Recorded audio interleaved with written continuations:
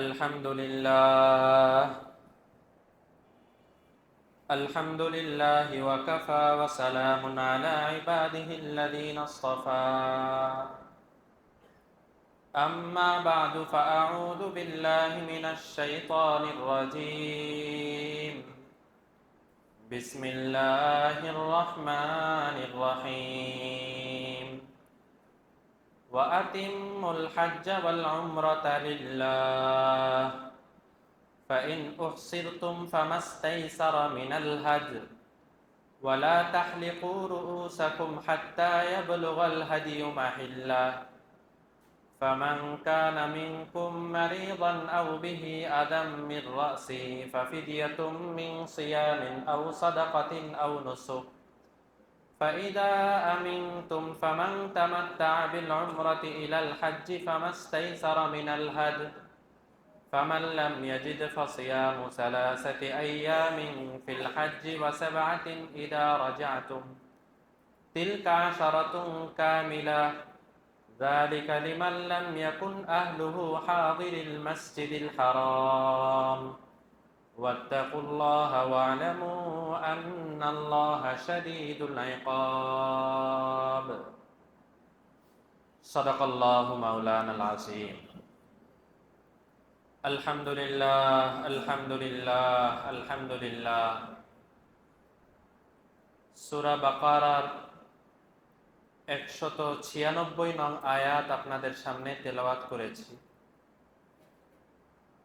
গত সপ্তাহে 195 নং আয়াতের তাফসির হয়েছে। 96 নং আয়াতটা অনেক বড়, পুরা আয়াতই আপনাদের সামনে তেলাওয়াত করলাম। এই আয়াতের মধ্যে আল্লাহ তাআলা প্রায় 4-5টা মাসালা বলেছেন। গত সপ্তাহের যেই তাফসির হয়েছিল, মৌলিকভাবে আমরা 3টা কথা আরজ করেছিলাম। 1 নাম্বার কথা হলো, ধন সম্পদ যার যেই পরিমাণ আছে সেই পরিমাণই কিছু না কিছু আল্লাহর রাস্তায় খরচ করা। যারা যাকাত পর্যায়ে চলে গেছেন তাদের যাকাত আদায় করতে হবে, যারা কোরবানি দিতে হবে, যারা হজ করতে হবে।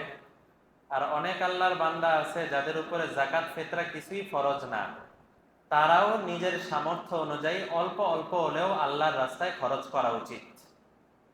এটার আমরা একটা রুটিন আপনাদের সামনে পেশ করেছিলাম যে যদি সামর্থ্য এতই কম থাকে যে আমি আল্লাহর রাস্তায় খরচ করতে পারি না, তাহলে বেশি করার দরকার নাই।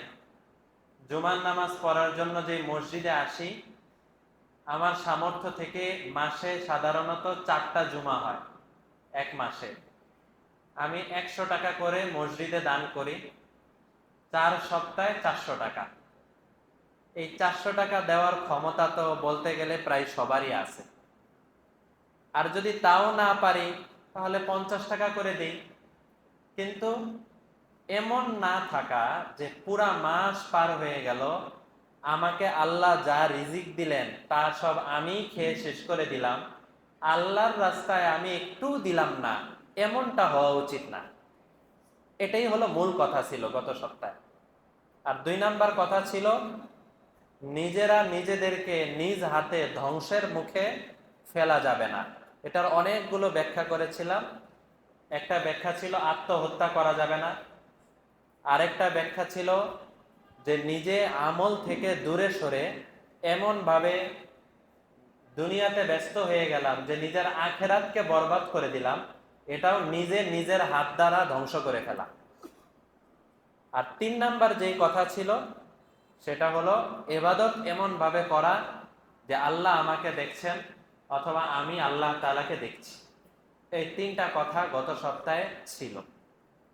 আজকের যেই কয়েকটা মাসালা আপনাদের সামনে বলা হবে, মাসালার আগে আল্লাহ তাআলা মাত্র 4 শব্দে একটা কথা বলেছেন। এটা হলো ভূমিকা, এরপরে মাসালা শুরু। ভূমিকার মধ্যে আল্লাহ বলেন, ওয়া আতিম্মুল হাজ্জা ওয়াল উমরাতা লিল্লাহ। হে আমার বান্দারা, আতিম্মুল হাজ্জা, যখন হজের মৌসুম চলে আসবে তখন তোমাদের যাদের উপরে হজ ফরজ হয়ে গেছে তোমরা হজ আদায় করে নাও, হজ পূর্ণ করে নাও। আজকেও তাফসিরের মধ্যে পড়লাম, হজ পূর্ণ করার ব্যাখ্যা হলো দুইটা। এক নাম্বার হলো হজের যত মাসালা মাসাইল আছে সেই মাসালাগুলো সঠিকভাবে পালন করা, এটা হলো হজ পূর্ণ হওয়ার এক নাম্বার শর্ত। এটা আমরা কম বেশি যারা হজে গেছি তারা তো সবাই জানি, যারা হজে যাই নাই তাদেরও হয়তো জানা আছে যে কোরবানির ঈদ তো হয় আরবি মাস হিসেবে জিলহজ মাসের 10 তারিখ, এর একদিন আগে তার মানে 8 তারিখে, 8 তারিখে হাজি সাহেবরা মিনায় যান।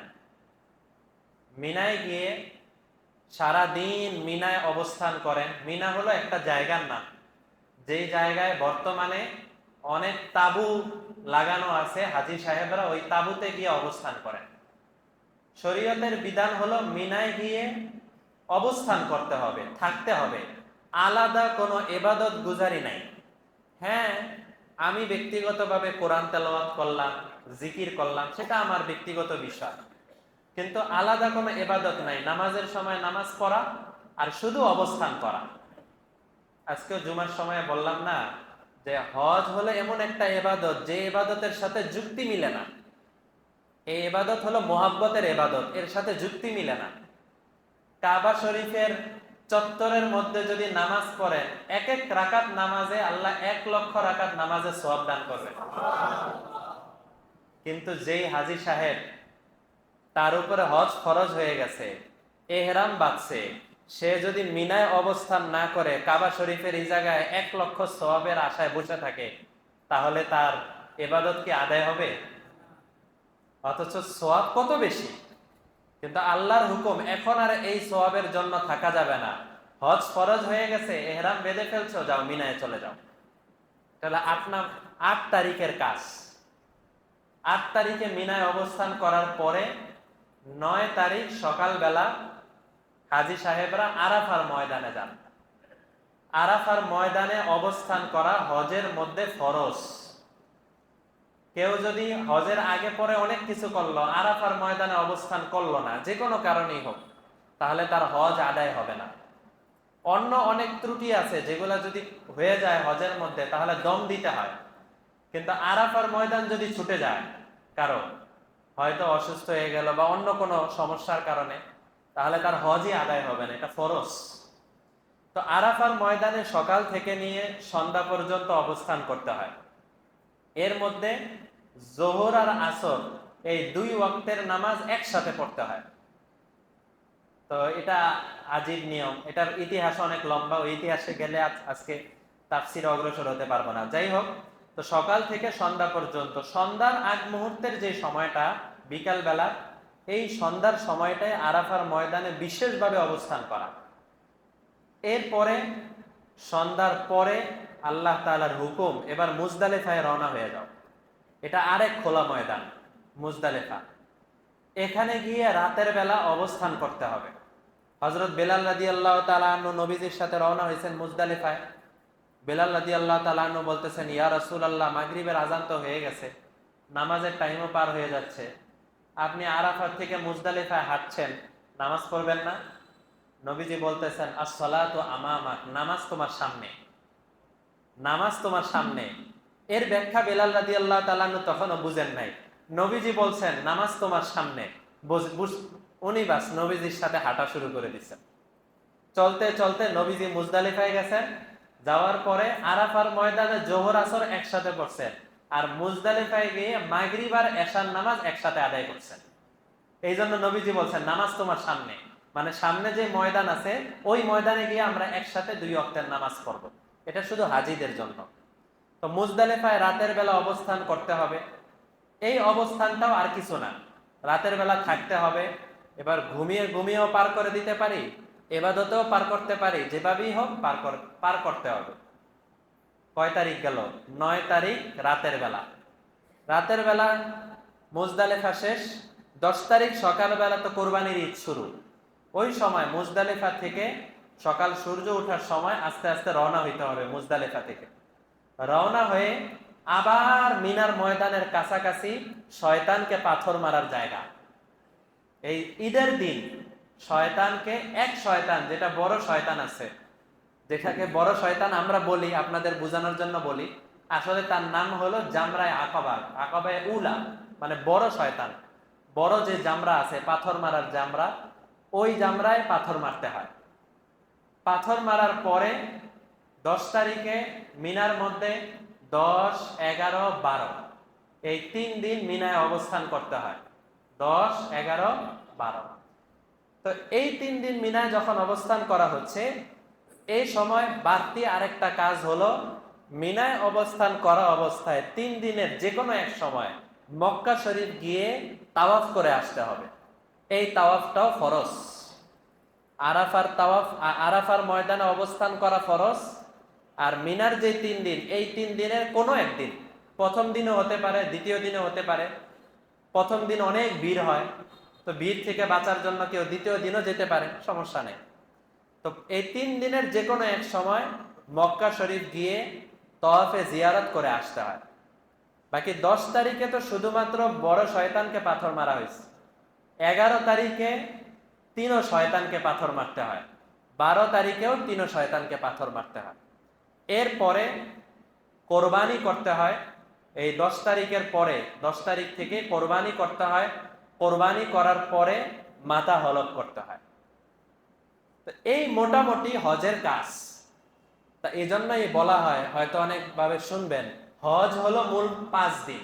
হজ কয় দিন? 8, 9, 10, 11, 12। আর হাজী সাহেবরা যে হজে যান 40 দিনের জন্য, আগে পরে যা এগুলো হলো উমরা করেন, অন্যান্য ইবাদত করেন। মূল হজ হলো এই 5 দিন। তো আল্লাহ তাআলা এই আয়াতের মধ্যে বলছেন, তোমরা হজকে পূর্ণ করো।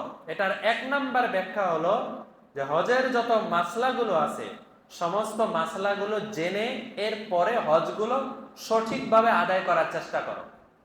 যদি সঠিকভাবে আদায় করা না হয়, তাহলে কোন কোন ভুল তো এমন আছে যেই ভুলের কারণে উট কোরবানি করতে হয়। এমন ভুল আছে 2টা, ওই আলোচনা লম্বা।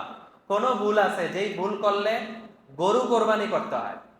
কোন ভুল আছে যেই ভুল করলে সদকা করতে হয়। বিভিন্ন ধরনের মাসালা আছে। মাসালা না জেনে যদি আমল করা হয়, তাহলে দেখা যাবে অনেক ভুল ভ্রান্তি রয়ে যাবে। তো এই জন্য হজে যাওয়ার আগে প্রথমে মাসালা মাসাইল জানা। আর 2 নাম্বার ব্যাখ্যা হলো, হজ করার আগে নিজের অন্তরটাকে হজের জন্য প্রস্তুত করে নেওয়া। অন্তরের মধ্যে থাকবে, আমি শুধুমাত্র আল্লাহ তাআলাকে রাজি করার জন্য বাইতুল্লাহে যাচ্ছি, আর বাইতুল্লাহর পরে মদিনায় গিয়ে নবীজির দরবারে হাজিরা দিয়ে আসবো। এছাড়া অন্য যত কিছু আছে, এগুলা সব হলো হজের বাহিরে। নবীজি এক হাদিসের মধ্যে বলছেন, হাদিসটা আমাদের জন্য বড় সতর্কের হাদিস। নবীজি বলেন, ইয়াতি আলান নাসি জামানুন, একটা জমানা মানুষের কাছে এমন আসবে, ইয়াহুজ্জু আগনিয়া উম্মতি লিন-নুজহাতি। নুজহা মানে হলো বিনোদন। আমার উম্মতের মধ্যে কিছু ধনী লোক থাকবে যারা হজ করবে বিনোদন করার জন্য। নবীজির এই ভবিষ্যৎবাণী বাস্তব হয়েছে কি হয় নাই? আমার উম্মতের ইয়াতি আলান নাসি জামানুন, আমার উম্মতের উপরে এমন একটা জমানা আসবে, যেই জমানায় তাদের ধনীরা বিনোদনের জন্য হজ করবে। ওয়া আওসাতুহুম লিতিজারাতি, তিজারত মানে ব্যবসা। আর যারা মধ্যম শ্রেণীর আছে, তারা হজ করবে ব্যবসা করার জন্য, কামাই করার জন্য। বিভিন্ন ধরনের কামাই হইতে পারে। এমনও মানুষ এর সম্পর্কে শুনেছি, জেনেছি, যারা বছরে বছরে হাজী সাহেবদেরকে, ট্রাভেলসের কর্তৃপক্ষ থেকে হাজী সাহেবদেরকে নিয়ে যায়, হজ করায় নিয়ে আসে, কিন্তু হাজী সাহেবদেরকে সঠিক মাসালাটা বলে না। এই জায়গার মধ্যে কি আছে? নিজের ট্রাভেলস, নিজের ব্যবসা যে জায়গায় লাভ, ওইটা করবেই করবে, সঠিক মাসালা হয়তো জানেই না বা বলেই না। আপনারা খবর নিলে হয়তো জানতে পারবেন, অনেক ট্রাভেলস কর্তৃপক্ষ এমন আছে যারা মহিলাদেরকে মাহরাম ছাড়া হজে নিয়ে যায়, উমরায় নিয়ে যায়। আছে না নাই? মহিলাদেরকে মাহরাম ছাড়া, তার স্বামীও নাই, তার বাবাও নাই, তার ভাইও নাই, তার ছেলেও নাই, কেউ নাই, 5-6 জন, 10 জন, 15 জন মহিলা একসাথে নিয়ে যাচ্ছে। অথচ হাদিসের কথা হলো, একজন মহিলা সে যদি মাহরাম নিয়ে হজ করার মতো সামর্থ্য না থাকে, তার টাকা পয়সা আছে কিন্তু মাহরাম নিয়ে যাওয়ার মতো কোনো মাহরাম নাই, ওই মহিলার মাহরাম হওয়ার আগ পর্যন্ত তার হজ ফরজ হবে না। এখন আমি তো খুব সওয়াবের নিয়তে ও হজ উমরা করে আসলাম, আর বললাম আল্লাহ তো সব মাফ করেই দিবে। আরে আল্লাহ মাফ করার জন্য তো আল্লাহর নিয়মের মধ্যে থাকতে হবে। নিয়মের বাইরে যদি আমি আল্লাহর মাফের আশা করি তাহলে এটা তো বোকামি। মদিনায় একদিন এমন হলো, ইমাম সাহেব যেখানে দাঁড়ায় মদিনার মসজিদে, ইমাম সাহেবের মদিনার মসজিদ, ইমাম সাহেব যেখানে দাঁড়ায় এর সামনে অনেক বড় চত্বর, বিশাল বড় চত্বর। ইমাম সাহেব যেখানে যাচ্ছে ওখানে আরবিতে লেখা পুরা লাইনে, হুনা মুহাজাতুল ইমাম, এখানে ইমাম সাহেব দাঁড়ায় লেখা আছে।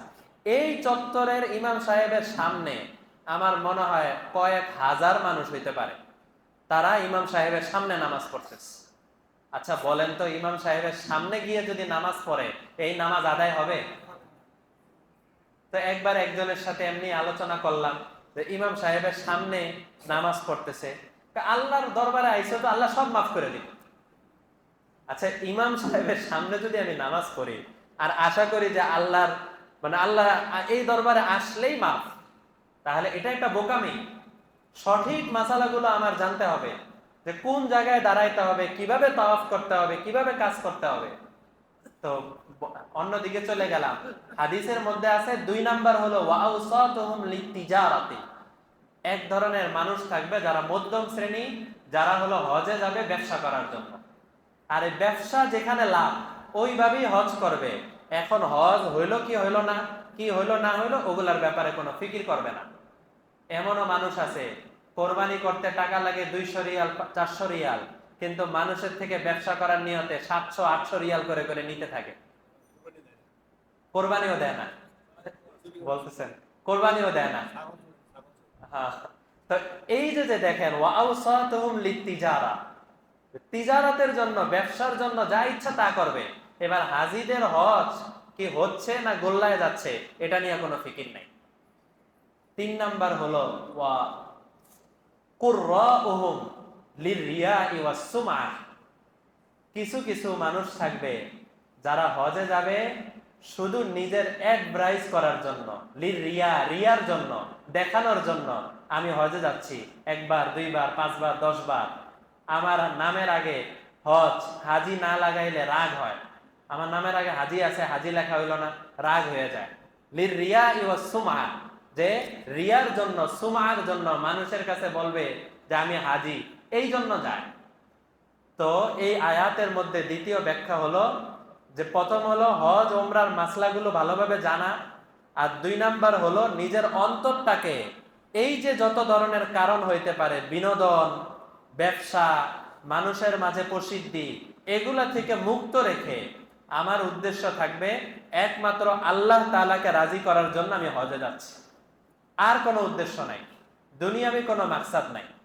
এই উদ্দেশ্যে যদি আমি হজে যেতে পারি তাহলে আমার হজটা কামিয়াবি। একটা তাফসির আছে, তাফসিরে জালালাইন, এই তাফসিরটা আমি 2 জন উস্তাদের কাছে পড়ছি। একজন উস্তাদের কাছে 15 পারা পড়ছি, আর আরেকজন উস্তাদের কাছে বাকি 15 পারা পড়ছি কোরআনের তাফসির। এই তাফসিরে জালালাইনের টিকার মধ্যে ঘটনা লেখছেন, একজন আসছে কাবা শরীফের চত্বরে, পাশে আরেকজনকে জিজ্ঞেস করছে তোমার নাম কি? বলে আমার নাম ইবনে সিরিন। আচ্ছা তোমার বাড়ি কোথায়? আমার বাড়ি ইরাক। ইরাক থেকে তোমার এখানে আসতে কতদিন লাগছে? যে আমার তো উটও ছিল না, আমার ঘোড়াও ছিল না, একটা খচ্চরের উপরে অল্প অল্প করে করে সোয়ার সোয়ার হয়ে আসছি, আমার প্রায় 2-3 মাস টাইম লাগছে এই হজে আসার জন্য। তখন ওই লোক জবাব দিতেছে, মাশাআল্লাহ, তুমি তো কাবা শরীফের একদম কাছের লোক, মাত্র 2-3 মাস লাগছে। আমি হজ করার জন্য আসি যখন আমার দাড়িগুলো কাঁচা ছিল, আর এখন মক্কা শরীফে যখন পৌঁছেছি আমার দাড়িগুলো সাদা হয়ে গেছে। এই তাফসিরের মধ্যে লেখছে। এই যে ঘটনা দেখেন, যে একজন মানুষ এত দূর থেকে আসতেছেন, যে চলতে চলতে চলতে চলতে শুধু আসতেছেন হজ করার জন্য, বাইতুল্লাহ হজ করবেন, মদিনায় নবীজির দরবারে হাজিরা দিবেন, এরপরে আবার চলে যাবেন। এতটুকুর জন্য এত কষ্ট। এই বান্দাদের জন্যই আল্লাহ রসুল বলেন, মান হাজ্জা লিল্লাহ, যে আল্লাহর জন্য হজ করতে পারলো, ফালাম ইয়ারফাস ওয়ালাম ইয়াফসুক, বিবির সাথে কোনো সম্পর্কেও লিপ্ত হয় নাই এবং আল্লাহর কোনো নাফরমানির কাজ করে নাই, রাজাআ কায়াউমিন ওয়ালাদাতহু উম্মুহু, সে যখন তার মহল্লায় ফেরত আসে তাহলে এতটা নিষ্পাপ থাকে, মনে হয় যেন আজকে তার মা তাকে সন্তান হিসাবে প্রসব করেছে। এত পবিত্র। এই দুইটা কাজ, এক নাম্বার আল্লাহর কোনো নাফরমানি করা যাবে না, আর দুই নাম্বার বিবির সাথে কোনো হালাল সম্পর্কেও জড়ানো যাবে না। হালাল সম্পর্কেও অর্থাৎ মনোবাসনা নিয়ে স্পর্শও করা যাবে না, এমনি স্পর্শ করা গেল, মনোবাসনা নিয়ে কোনো স্পর্শও করা যাবে না। এই দুইটা কাজ থেকে যে দূরে থাকলো, হজের মাসলাগুলো ঠিকঠাক মতো আদায় করলো, তার জন্য এত সওয়াব। তো আল্লাহ তাআলা এই আয়াতের মধ্যে প্রথমে এই ভূমিকা বললেন, ওয়া আতিম্মুল হাজ্জা, তোমরা হজ পূর্ণ করো, ওয়াল উমরাতা, শুধু হজ না বরং ওমরাও করো, মাঝে মধ্যে সামর্থ্য অনুযায়ী ওমরাও করো। ওমরার মধ্যে কাজ বেশি না, ওমরার মধ্যে কাজ হলো মিকাত থেকে এহরাম বাঁধতে হবে, এহরাম বেঁধে কাবা শরীফে এসে তাওয়াফ করতে হবে 7 চক্কর, 2 নম্বরে সাফা মারওয়ায় সাই করতে হবে, 7 বার চক্কর দিতে হবে, 3 নাম্বার মাথা হলক করে ফেলতে হবে, শেষ। এই কয়েকটা কাজ হলো ওমরা। এই ওমরার ফজিলত অনেক বেশি। তো আল্লাহ তাআলা এখানে বলেন তোমরা হজও করো এবং ওমরাও করো, বাকি দোনোটাই যে করবা লিল্লাহ, আল্লাহর জন্যই কইরো, অন্য কোনো জন্য কইরো না, অন্য কিছুর জন্য করো না, লিল্লাহ, আল্লাহর জন্যই হজ এবং ওমরা করার চেষ্টা করো। এটা হলো ভূমিকা। এখন আমরা মাসালায় ঢুকি। ফাইন উহসিরতুম ফামাস্তাইসারা মিনাল হাজ। 1 নাম্বার মাসালা, কোন সময় যদি এমন হয়, ফাইন উহসিরতুম, তুমি হজ ওমরায় এহরাম বেঁধে ফেলছো, সাদা কাপড় জড়ায় ফেলছো, এহরাম বেঁধে ফেলছো, এরপরে হঠাৎ করে কোনো কারণে তুমি হজেও যেতে পারলা না, অথবা ওমরার এহরাম বাঁধছো, ওমরাও যেতে পারলা না। যেটা আমাদের দেশে বা অন্য বিভিন্ন দেশে হতে পারে, যে ওমরার জন্য এহরাম বাঁধছে, হঠাৎ করে তার পাসপোর্টে এমন ঝামেলা পাইছে তার পুরাটাই বাতিল করে দিস, এমন হয় অনেক সময়। অথবা ভিসার মধ্যে এমন কোনো সমস্যা হয়েছে, অথবা অন্য যে কোনো কারণেই হোক, কোনো অবৈধ মামলা তার নামে আছে, অথবা বিভিন্ন ধরনের সমস্যা হইতে পারে। মোট কথা এমন হইতে পারে যে তুমি হজ এবং ওমরার এহরাম বাঁধছো, বাঁধার পরে এখন তুমি হজ এবং ওমরায় যেতে পারলা না। নবীজির হয় নাই? মদিনা শরীফের জুল হুলাইফা থেকে মদিনা নবীজি এহরাম বেঁধে আসছেন, মক্কার কাছাকাছি হুদাইবিয়া আসলেন, আসার পরে ওসমানকে খবর পাঠাইলেন, যাও তো আমরা একটু ওমরা করার জন্য আসছি। তারা বলে না, আমাদের জন্য এখন ওমরায় আমরা ঢুকতে দিব না। এমন ঘটনা হয় নাই? 1-2 সপ্তাহ আগে না তাফসিরে আলোচনা করলাম। তো আল্লাহ তাআলা ওই মাসালা বলছেন, ফাইন উহসিরতুম, যদি তোমাদের এমন হয়, উহসির তোমাকে ইহসার করে দেওয়া হলো, তোমাকে বাধ্য করা হলো যে না তুমি এবার আর হজে যেতে পারবা না, ওমরায় যেতে পারবা না, এমন হইতে পারে। আমরা এই জন্য যারা হাজী সাহেব থাকেন বা ওমরার জন্য যান তাদেরকে একটা পরামর্শ দিই। পরামর্শটা হলো, আপনি সাদা কাপড় পরে এহরাম বেঁধে ফেলেন, কিন্তু এহরামের মধ্যে বড় শর্ত হলো নিয়ত করা। এই নিয়তটা এয়ারপোর্ট থেকে বিমানে ওঠার আগ পর্যন্ত নিয়ত করেন না। বিমানে উঠে যখন বিমান চালু হয়ে গেছে, আপনি মোটামুটি নিশ্চিত যে এখন ইনশাল্লাহ আমি সৌদিতে পৌঁছে যাব, তখন গিয়ে আপনি পরিপূর্ণ নিয়ত করে লাব্বাইক আল্লাহুম্মা লাব্বাইকে তাকবীর দিতে শুরু করেন। কারণ না, নামাজ আগেও পড়া যায়, নামাজ আগেও পড়া যায়। মানে যদি বলে, যদি মনের মধ্যে থাকে যে না আমি এখন নামাজ পড়লাম হলো ওমরার জন্য নফলের ইয়া করলাম, কিন্তু মূল ফরজ যে নিয়তটা, এই নিয়তটা আমি একটু পরে করব, এটা জায়েজ আছে, সমস্যা। তো এখন নিয়তটা যখন করা হবে, নিয়তটা হলো মূল ফরজ। এই জন্য এই নিয়ত যখন করবে, তো আগেও করতে পারেন, যখন আপনি দেখলেন বিমান চলে আসছে আপনি মোটামুটি নিশ্চিত, তখনও নিয়ত করতে পারেন, অথবা বিমানে উঠেও নিয়ত করতে পারেন। নিয়ত করা হয়ে গেল, এবার আপনার মুখ দিয়ে তালবিয়া শুরু, লাব্বাইক আল্লাহুম্মা লাব্বাইক, লাব্বাইক লা শারীকা লাকা লাব্বাইক। আল্লাহ রসুল বলেন ওই হজ সর্ব উত্তম হজ যেই হজের মধ্যে তালবিয়া বেশি হয়, ওই ওমরা সর্ব উত্তম ওমরা যেই ওমরার মধ্যে তালবিয়া বেশি হয়। তো তালবিয়া পড়তে থাকলেন, এরপরে সৌদিতে চলে গেলেন। কিন্তু যদি কোনো কারণে হজ ওমরার নিয়ত করার পরে এখন আমি আটকা পড়ে গেলাম, আল্লাহ তাআলা বলেন ফামাস্তাইসারা মিনাল হাজ, এখন এইভাবে তুমি এহরাম খুলতে পারবা না। হজ উমরার এহরাম বাঁধার পরে এখন তুমি আটকা পড়ে গেছো, এখন এহরাম খোলা যাবে না।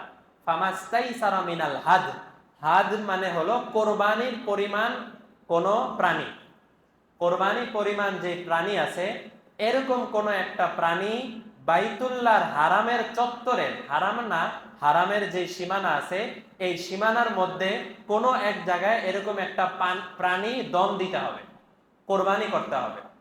কোরবানি করার পরে মাথা হলক করে এরপরে এহরাম থেকে মুক্ত হইতে পারবা। এই দুইটা কাজ, অর্থাৎ হলো কোরবানি করতে হবে এবং হলো হলক করতে হবে। দুইটা কাজ করলে তুমি এহরাম থেকে বাঁচতে পারলা। আর যদি এই দুইটা কাজ করা না যায়, যেমন কারো এমন হইলো যে সে সৌদি আরবে কারোর সাথে ফোনের মাধ্যমে লেনদেন করার মাধ্যমে এরকম কোনো মানুষই নাই, তাহলে শরীয়তের বিধান হলো এই এহরাম অবস্থায় তার থাকতে হবে হজ উমরা আদায় করার আগ পর্যন্ত। বিধান অনেক কঠিন। এই জন্য এই সবচেয়ে সহজ সূরত ওইটাই, যেটা আমাদের উস্তাদ বলেন যে সবচেয়ে সহজ সূরত হলো নিয়তটাই একটু পরে করা, যাতে করে আর এরকম কোনো সমস্যা না হয়। তারপরেও যদি সমস্যা হয়ে যায় তাহলে শরীয়তের মাসালাই যে কোরআনের স্পষ্ট আয়াত ফামাস্তাইসারা মিনাল হাজ। এরপরে আল্লাহ বলেন ওয়ালা তাহলিকু রুউসাকুম, তোমরা মাথা হলক করতে পারবা না, তোমরা ইহরাম খুলতে পারবা না, হাত্তা ইয়াবলুগাল হাদিয়ু মাহিল্লা, যতক্ষণ পর্যন্ত হাদি তার নিজ জায়গায়, মানে ওই প্রাণী তার নিজ জায়গায় জবাই না হবে, এর আগ পর্যন্ত তুমি তোমার মাথা হলকও করতে পারবা না, ইহরামও করতে পারবা না, খুলতে পারবা না। তাই মাসালা হলো যদি আটকা পড়ে যায় তাহলে কোরবানি করতে হবে, কোরবানি করার পরে আমি নিজে নিজে মুক্ত হয়ে যাব। নবীজির যখন এরকম হয়েছে নবীজি এই কাজটাই করেছিলেন। নবীজি তো এমন বলছিলেন সাহাবায়ে কেরামদেরকে, হে আমার সাহাবীরা তোমরা সবাই মাথা হলক করে ফেলো, আমাদের কাজ হয়ে গেছে, আমরা এবছর আর উমরায় যেতে পারবো না। তখন কোন সাহাবী মাথা হলক করে না, কোন সাহাবীর মাথা হলক করে না। নবীজি আদেশ করতেছেন, কোন সাহাবী মাথা হলক করে না। সবার কথা হলো আমরা এইভাবে শর্ত মেনে নিব, আমরা উমরা করা ছাড়া চলে যাব, মাথা হলক করে ফেলবো? নবীজি বলতেছেন যে তোমরা হলক করো, হলক করো, হলক করো। সাহাবায়ে কেরাম হলক করতেছেন না, নবীজির ইশকের কারণে, মহব্বতের কারণে। নবীজির বিবি হযরত উম্মে সালামা উনি বললেন, ইয়া রাসূলুল্লাহ একটা কাজ করেন, এত জনরে বলার দরকার নাই, আপনি নিজে হলক করে ফেলেন। বিবি স্বামীকে পরামর্শ দিলেন, তখন নবীজি হলক করে ফেললেন। এবার আর সাহাবায়ে কেরাম কেউ কিছু বলার নাই, সাহাবায়ে কেরামও সবাই হলক শুরু করে দিলেন। তো নবীজি দেখা দেখি সাহাবায়ে কেরাম করতেন। তো এটা ওয়ালা তাহলিকু রুউসাকুম হাত্তা ইয়াবলুগাল হাদিয়ু মাহিল্লা, তোমরা হলক করতে পারবা না যতক্ষণ হাদি তার নিজ জায়গায় না যাবে। এখন কথা হলো আরেকটা মাসালা, এটা হলো এক নাম্বার মাসালা গেল। দ্বিতীয় আরেকটা মাসালা হলো ফামান কানা মিনকুম মারিদান আও বিহি আযাম মির রাসি ফাফিদিয়াতুম মিন সিয়ামিন আও সাদাকাতিন আও নুসুক। দ্বিতীয় আরেকটা মাসালা, কারো যদি এমন হয় মাথায় তার চুল রাখতে সমস্যা, এহরাম বাঁধার পরে তো কয়েকদিন পর্যন্ত তার মাথার চুল রাখতে হয়, এখন এমন কোন অ্যাক্সিডেন্ট হয়ে গেল যে অ্যাক্সিডেন্টের কারণে এখন মাথা পুরো হলক করে ফেলতে হবে, হতে পারে না, মাথা ফেটে গেছে বা কোনো সমস্যা হয়েছে, পুরা মাথা এখন হলক করে ফেলতে হবে, টাকু হয়ে যেতে হবে, ডাক্তারদেরই কথা। যদি এমন কারো সমস্যা হয় যে সে অসুস্থতার কারণে অথবা মাথায় কোনো মারিজ, মারিজ মানে অসুস্থ, আও বিহি আদা মাথায় কোনো সমস্যা, আদা মানে সমস্যা, মাথায় কোনো সমস্যা বা অসুস্থতার কারণে সে এমন অবস্থায় চলে গেল যে এখন মাথাটা হলকের টাইম হওয়ার আগেই তার হলক করে ফেলতে হবে, তার চুল ফেলে দিতে হবে, এমন কোন সমস্যায় সে পড়ে গেল।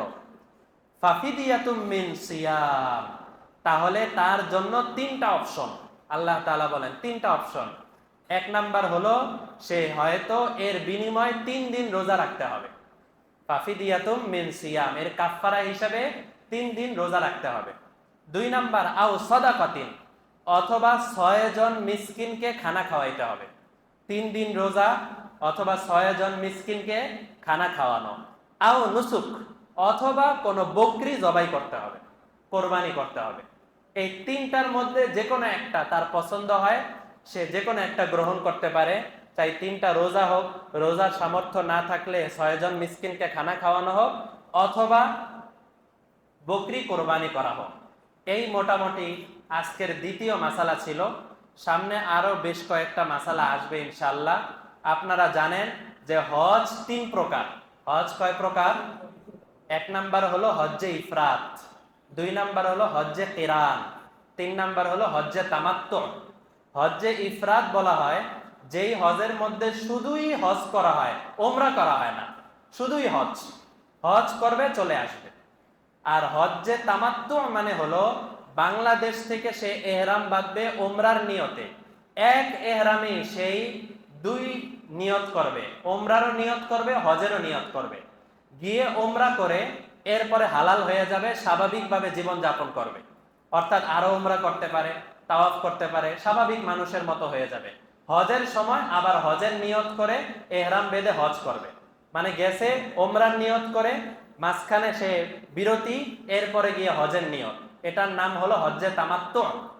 আর 3 নাম্বার, যেটার মধ্যে সবচেয়ে ফজিলত অনেক বেশি, এটা আমাদের মধ্যে খুব কম মানুষই করে, সেটা হলো হজ্জে কিরান।